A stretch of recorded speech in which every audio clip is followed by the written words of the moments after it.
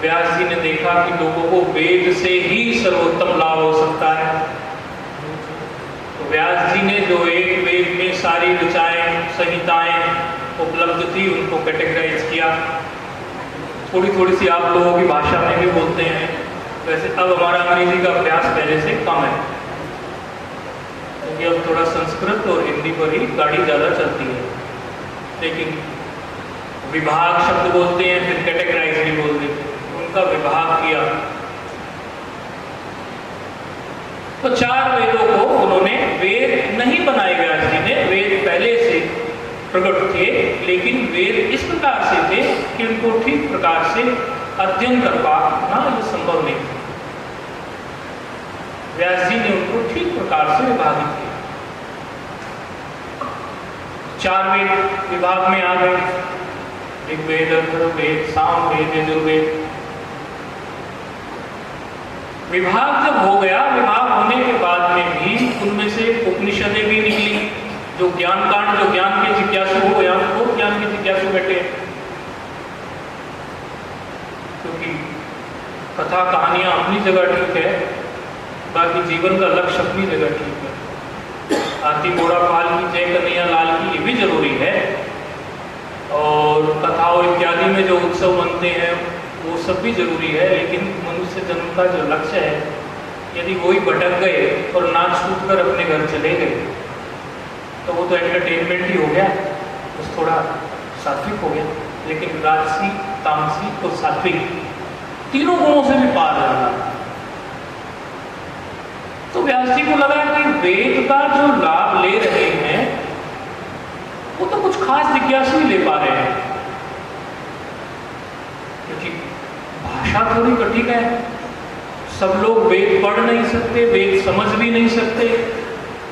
अलग अलग संहिता का पाठ अलग अलग है। अभी तो यहाँ पे कई लोग इस बात के प्रत्यक्ष हो गए, अभी तो किसी का कोई, किसका इंस्टाग्राम पे कोई बड़ा अकाउंट है, कोई बाहर की गायक है, जय ना कुछ ऐसा करके आप सर्च करेंगे मिलेगा।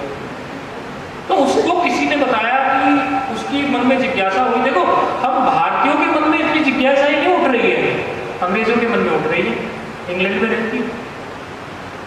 उसको किसी ने बताया कि पहले तो उसके मन में जिज्ञासा होती, उसने बचपन से ही संस्कृत इत्यादि की तरफ ध्यान मोड़ा अपना। तो उधर मुझे लगता है लंदन यूनिवर्सिटी उधर ही वो पढ़ती है, रहती उधर ही है, मूल निवासी। तो उसने कहा कि मुझे सामवेद से सामगान सीखना है। तो मैं सामगान सिखाता भी नहीं हूँ, सामवेद पढ़ाता भी नहीं हूँ, मेरा विषय भी नहीं, मैं तो वेदांत की तरफ मुड़ गया। लेकिन किसी को पता था कि ये बता तो सकते हैं, भले मूड में होंगे तो बताएंगे, नहीं तो नहीं बताएंगे। तो हमारा कोई एक केरल का पहला विद्यार्थी था, उसको आया ये मन में, उसने बोला स्वामी जी मेरे एक हैं, वो आपको बता सकते। तो फिर उसको सामगान सुनाया। बड़ा कठिन होता है, आसान नहीं है सामगान। यानी मैं जब खुद व्याकरण पढ़ रहा था तो मेरे आचार्य मुझे ये कहते थे कि कोई सामगान गाने वाला मिलेगा सामवेद का तो मेरी भेंट कराना। आप वो जानते हो इधर उधर, मतलब कई विद्वानों को। उस समय मैंने खुद टाल दी थी वो बात। अब घूम घाम के फिर मेरे पास आ गई और वो मेरे ही पल्ले पड़ गई सामगान की, क्योंकि उसने खूब गूगल किया, चैट जीपीटी किया। अब गूगल चैट जीपीटी की भी तो लिमिट है ना। ये हम कई बच्चों को बोलते हैं कि हम गीता में से आपसे कुछ प्रश्न किएंगे और ओपन टेस्ट लेंगे आपका, चैट जीपीटी यूज करना, आप बता पाओ तो। कई सोचते हैं बता देंगे गुरुजी को, मैंने कहा ओपन टेस्ट लेंगे। तो हमने उसको फिर रिकॉर्ड करके स्वयं से भेजा सामगान, उसके लिए उपलब्धता कराई सामगान की। सामगान सुनने के बाद में वो तो मैसेज पड़े हुए, हमारे पास प्रमाण है इस बात का, वो तो गदगद हो गई, बोले कहीं अवेलेबल ही नहीं है, ये कैसे, ये तो संभव ही नहीं है। मैंने कहा इसको रिकॉर्ड भी बहुत एक अलग एनवायरनमेंट में किया जाता है, ये ऐसे नहीं होता। तो वेद तो ऐसे बड़े क्रिटिकल रहे, पढ़ने भी सबको संभव नहीं। व्यास जी को दया है, मतलब हम जैसे व्यक्ति के लिए सामगान और सामवेद को करना जब होता है तो आम आदमी बेचारा वेद को करेगा, ऐसी हम आशा नहीं पाल सकते किसी से। व्यास जी को बड़ी दया है। उन्होंने 18 पुराण रचे। और महाभारत रचा। महाभारत तो ऐसा है कि व्यास जी ने जब महाभारत रचा तो बोले धर्मे च अर्थे च कामे च मोक्षे च भरतर्षभ। धर्मे च अर्थे च कामे च भरतर्षभ। यदि हास्ति तदन्यत्र यन्नेहास्ति तत्क्वचित्। यदि हास्ति तदन्यत्र यन्नेहास्ति न तत्क्वचित्। आप कोई काम करो, देखो थ्योरेटिकल बात नहीं है, बिल्कुल खुला चैलेंज वाली प्रैक्टिकल बात है, और आप फिर ये कह रहे हो कि मुझसे अच्छा तबला बजाने वाला इस संसार में नहीं है, तो आपको ये बात सोच समझ के कहनी पड़ेगी। या कहो कि मुझसे अच्छा भजन गायक इस संसार में नहीं है, सोच समझ के कहनी पड़ेगी, क्योंकि संसार में से कोई उठ के आ गया और उसने तबला बजा लिया आपसे बेहतर, तो क्या होगा। लेकिन यहां देखो इससे स्पष्ट होता है कि वो व्यास जी जो हैं वो स्वयं भगवान ही व्यास जी के रूप में प्रकट हुए हैं। क्यों? व्यासाय विष्णु रूपाय व्यास रूपाय विष्णवे। व्यासाय विष्णु रूपाय व्यास रूपाय विष्णवे। देवै ब्रह्मनिधे वासिष्ठाय नमो नमः। उन्होंने कहा कि यदि हास्ति यदन्यत्र, बोले इस महाभारत को जो हमने रचा है, सरल में बताते हैं आपको, यदि इस संसार की कोई भी चीज जो भी घटना घट रही है, धर्म को लेके धर्मे च अर्थे च अर्थ को लेकर, कामे च कोई भी कामना को लेकर, मोक्ष च, इस भारतवर्ष में, पहले भारतवर्ष इतना छोटा नहीं था और भी बड़ा था, आपके श्रीलंका भी इसमें थी, आसपास के भूटान सब उस समय की बात है। बोले जे धर्म से संबंधित, अर्थ से संबंधित, काम से संबंधित, मोक्ष से संबंधित जो बात मेरे इस महाभारत में नहीं है, बोले वो कहीं और मिल भी नहीं सकती, और जो महाभारत में नहीं है वो कहीं और है भी नहीं। अर्थात जितना मैंने लिख दिया इसी के अंतर्गत सब कुछ होने वाला है। देखो इतनी हिम्मत कौन कर सकता है? साक्षात भगवान ही कर सकता है। तभी कहा ना व्यासाय विष्णु रूपाय। अब ऐसे व्यास जी जिन्होंने महाभारत की रचना की, 18 पुराण। अच्छा एक बात आप लोगों को बता दो, आप तो एक श्रीमद् भगवद गीता को जानते हैं, महाभारत और पुराणों में से कोई हजारों गीताएं निकलती है, अणु गीता, रिभु गीता, इस प्रकार से अष्टावक्र गीता, ऐसे करके हजारों गीताएं हो जाएंगी, सैकड़ों तो महाभारत में से निकलती है। आप एक गीता जानते हैं जो भगवान श्री कृष्ण ने अर्जुन को सुनाई, बस उतनी भर में भी लोग पूरा नहीं पढ़ते, 700 श्लोक। अभी तो हम यहाँ बैठे हैं, कई लोग उनको रटवा रहे करवा रहे, कम से कम सनातन वैदिक हिंदू धर्म तुम्हारा है तो श्रीमद् भगवद गीता के कुछ श्लोक तो कंठस्थ करो। 18 पुराण महाभारत, और वहां तक भी बात नहीं रुकी, तो व्यास जी ने सोचा कि ब्रह्म सूत्र जो ब्रह्म जिज्ञासुओं के लिए एकदम अंतिम शास्त्र है, ब्रह्म सूत्र पर भाष्य लिखा, ब्रह्म सूत्र पर भाष्य की रचना की।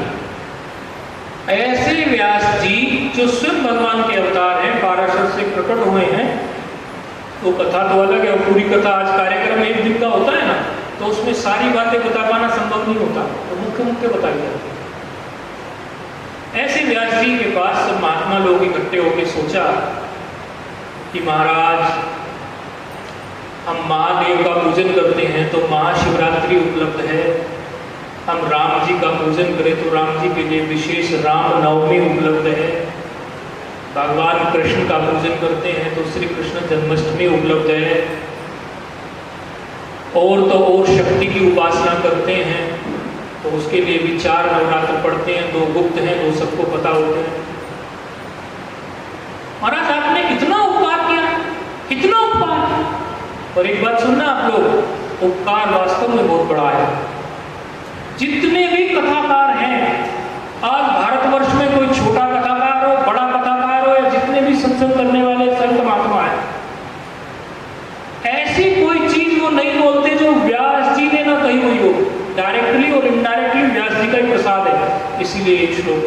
व्यासोच्छिष्ट जगत सर्वम।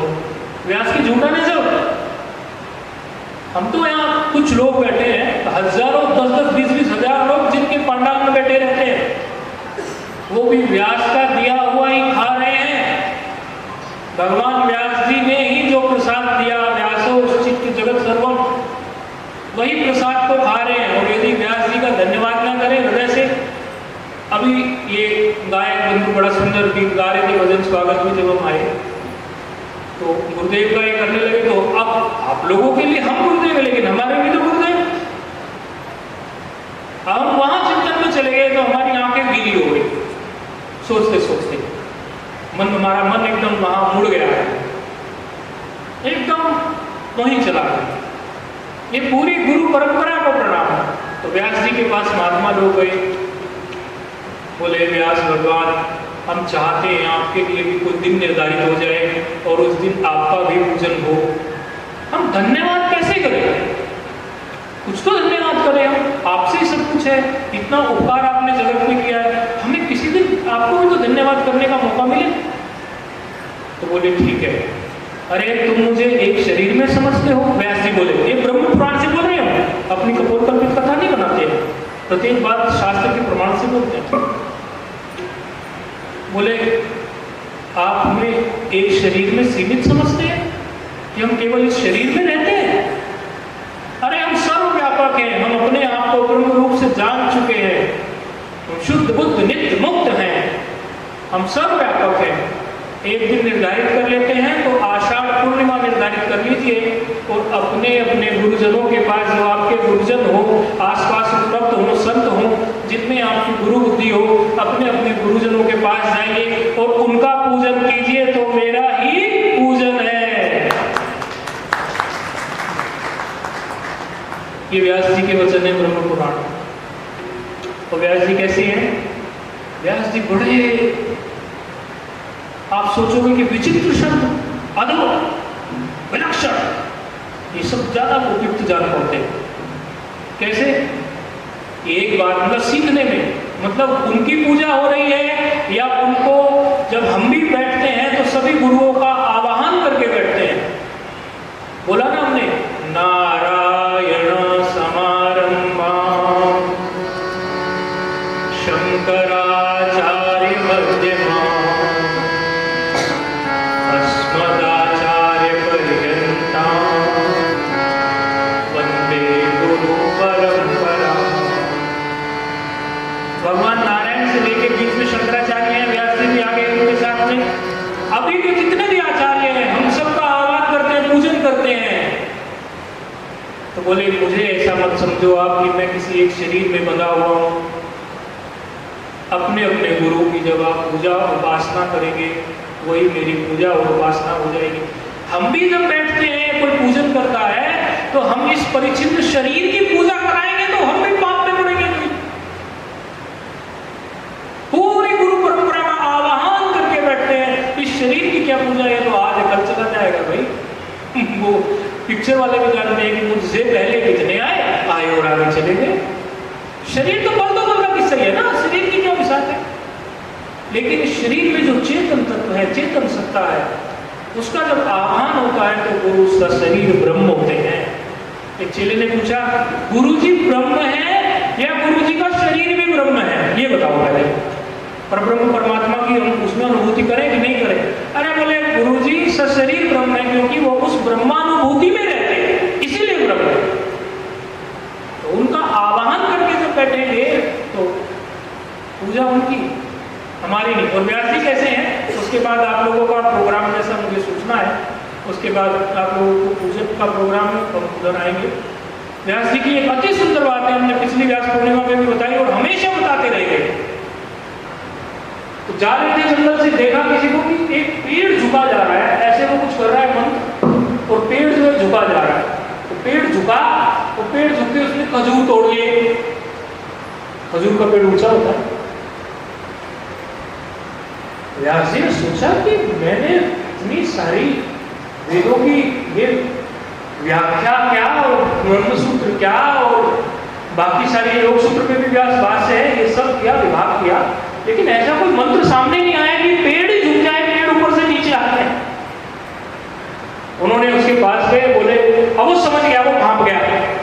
थोड़ा सा बस इतना ही बोला, भाई ये क्या विद्या है, वो भाग गया वहां से, वो व्यक्ति वहां से चला गया। हमने सोचा विद्या सीखनी चाहिए, और वे रोज जाए और वो रोज उनको देख के कन्नी काट रहे, इधर उधर दाएं बाएं दाएं बाएं। बड़े दिन हो गए, एक दिन वो नहीं दिखा तो कोई और दिखा, तो वो ऐसे कर रहा था, तो उससे बोले हाँ मैं उनका पुत्र हूं। बोलिए महाराज, बोले ये पेड़ से इस तरह से खजूर तुम लोग झुका लेते हो पेड़ को, और झुका के बिल्कुल नीचे कर लेते हो, तोड़ देते हो, फिर यथावत वहीं चला जाता है, ये विद्या है क्या कोई? बोले हाँ मेरे पिताजी ने मुझे विद्या सिखाई है, मैं जानता हूँ उस विद्या को। बोले आप पूरी तरह जानते हो? बोले पूरी तरह जानता हूँ, आप देखो मैं अभी ये झुकाए, खजूर तोड़े, पेड़ यथावत। चलो यथावत तो चला जाएगा, पेड़ झुकेगा तो चला जाएगा, लेकिन झुका लिया तो बड़ी बात है। अब यहाँ मंत्र से वो माइक को मोड़ के नीचे करने वाले तो बड़ी बात हो जाएगी ना, इस तरह का कुछ। बोले मुझे भी सिखाओ। व्यास जी कह रहे हैं, देखो व्यास जी कौन है? व्यास जी और किसको बोल रहे हैं? एक साधारण व्यक्ति। बोले मुझे भी सिखाओ। तो प्रणाम किया, बोले जी महाराज मैं सिखा देता हूँ। सिखा दिया। व्यास जी ने उसका सफल प्रयोग भी किया, चलो प्रयोग सफल हो गया। अब व्यास जी चले गए अपने दरबार में। अब आज ये बालक अपने घर गया, घर जाके बोला अरे आज तो बड़ी पिताजी विचित्र घटना घटी, ऐसे ऐसे वो है ना, ऐसे ऐसे। अरे तुमने सिखा दी उनको विद्या? बोले हाँ। बोला ये तो तुमसे बड़ी भूल हो गई। भूल क्यों हो गई?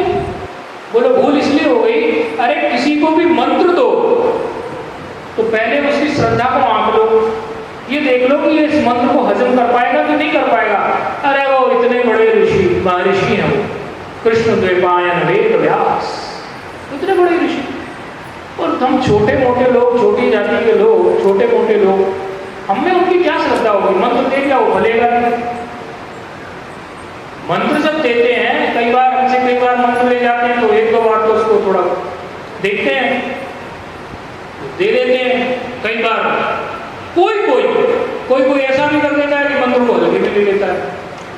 हम क्या करेंगे? मंत्र आपको दिया, वो पूर्ण श्रद्धा से आपने लिया, उसको आप जपो। आपके कान में पड़ा तो आपकी कम से कम दुर्गति, आत्महत्या जैसे विचार तो आपके चले गए। लेकिन यदि आप उस मंत्र को जप लोगे, उसमें संकल्प है आपको और भी कुछ प्राप्त हो जाएगा। मंत्र आप जपोगे नहीं जो आपको दिया, तो फिर कहोगे गुरु जी फूंक मार के चमत्कार कर देंगे, ये तो संभव नहीं है। यदि ऐसा पूरी तरह से ऐसा करवाना होता तो भगवान कृष्ण अर्जुन को बोलते युद्ध मत कर, इधर बैठ, मैं थोड़ी फूंक चलानी चालू करता हूँ, सबको उड़ा दूंगा। मेरे पास ऐसी विद्याएं हैं अनेकों। भगवान कृष्ण समर्थ थे, लेकिन ऐसा तो नहीं किया उन्होंने। राम जी समर्थ थे, लेकिन फिर भी सेना इकट्ठी की, जैसा लोक व्यवहार होता है उसी अनुसार सारा काम किया। तो जब मंत्र देते हैं तो उसमें मंत्र के साथ गुरु की शक्ति जुड़ी होती है। किसी किसी के कान में कोई मंत्र हम दे देते हैं, सोच समझ के देते हैं कि इसके मन में जो नेगेटिव विचार आ रहे हैं आत्महत्या जैसे, वो टल जाए। कम से कम 6-7 लोगों को मैं जानता हूँ जो बिल्कुल आत्महत्या के कगार पर खड़े थे। 6-7 लोगों को मैं जानता हूँ, उनके कान में सुनाया चलो वो उससे बचे। लेकिन खाली उतना थोड़ा ही है, उससे आगे तो और समस्याएं आने वाली है, उनको भी कम तक करोगे। बोले नहीं महाराज, क्योंकि मुझे नहीं पिताजी, मुझे तो श्रद्धा लग रही थी उनकी। बोले मैं नहीं मानता कि चलो चलते हैं। अब व्यास जी बैठे थे और सब ऋषि बैठे थे, और वो आ रहे थे जैसे ऐसे सीढ़ियाँ उनको जाए, और व्यास जी ऐसी कथा कर रहे हो, मतलब ऋषि लोग बैठे थे। तो उनको दूर से दिख गए वो दोनों बाप बेटे, और व्यास जी जो थे आसन से खड़े हो गए, दंडवत कर। उनके पिताजी बोले तुमने बिल्कुल सही दिया है। बोले मैंने, आप कुछ भी हो, किसी भी जाति के हो, मैंने आप कुछ सीखा है, कुछ पाया है। कि व्यास जी का दृष्टिकोण, कुछ सीखा है, कुछ पाया है, मेरे लिए आप सदा वंदनीय है। ऐसे हमारे व्यास जी हैं। तो व्यास जी की पूजा के लिए व्यास जी ने कहा आप मेरी पूजा का मतलब, आप मुझे एक शरीर में समझते हो, मैं सर्वव्यापक हूँ, वही शुद्ध बुद्ध नित्य मुक्त अनुभूति करे बैठा हूँ। आप मेरी पूजा मतलब अपने गुरुजनों की पूजा करो, और गुरुजनों की पूजा करोगे उस समय वो भी उसी को आवाहन करके बैठे, वो भी अपने को उस परिचिन्न मैंने ना समझे, खाली एक शरीर वाला ना समझे। ऐसे शरीर की पूजा कराने से तो पूरी बात में पड़ेगी। वो भी व्यास निमित्त ही सब हो, सर्वव्यापकता के निमित्त ही सब हो, उन्हीं को साक्षी हाजिर नाजिर मान के सब हो, तो सब फलीभूत होता है। है? बोले आज के दिन अर्थात आषाढ़ी पूर्णिमा को अपने अपने गुरुजों अस्मदाचार्य पर्यंता गुरुजनों की पूजा करें।